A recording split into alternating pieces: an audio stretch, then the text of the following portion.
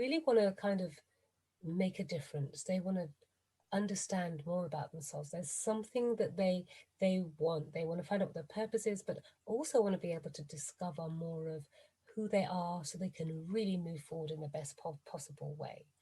What positive things could you give to someone to help them to move closer to their goals, their hopes, their dreams, their aspirations? I would say the first thing is invest in yourself, because when you invest, that's an act of self-love. When you do that deep reflection of self, right? And we're not taught to do that in the world. We're taught to think outwardly, not think inwardly. And I'm not saying that we don't eventually will apply that outwardly, but first give yourself permission to go inside and learn. This is the vehicle that you're going to be living in for the next 100+ years, if we're lucky on this planet, right? It's a small drop in the bucket.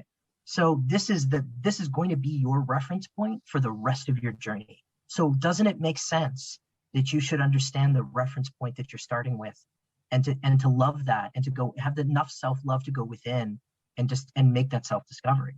Because every single masterful person will tell you that self-awareness, some level of self-investigation and self-awareness, was the key to their success.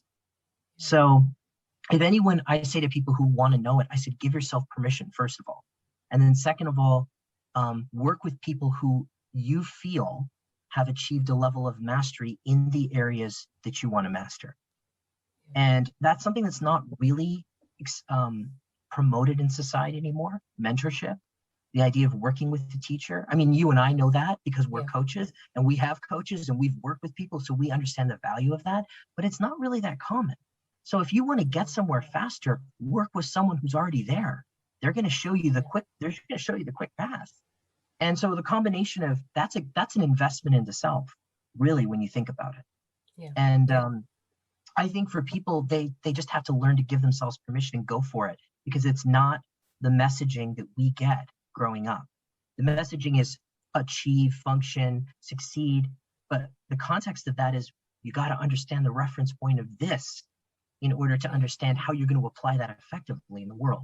So I mean, for me, it's a very rational decision-making process. I mean, with all the spiritual things that have happened, the mystical things that have happened to me, it still comes down to a very pragmatic thing: is this is my vehicle. This consciousness is my vehicle. This body is my vehicle. This whole system. Give yourself permission to appreciate, learn, dive into it, and do what it takes to explore it. And then let's apply that in the world from an informed understanding.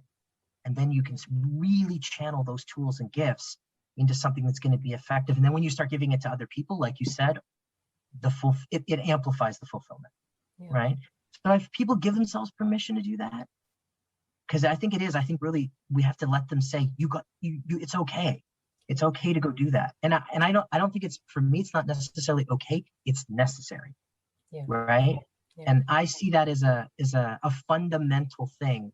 Every single masterful person, every single person I've met in the business world, in the spiritual world, everyone who's achieved a high level of success financially, in their vocation, in sports, in their whatever their chosen path is, all say to me the deepening of themselves, understanding themselves, was one of the keys to that success.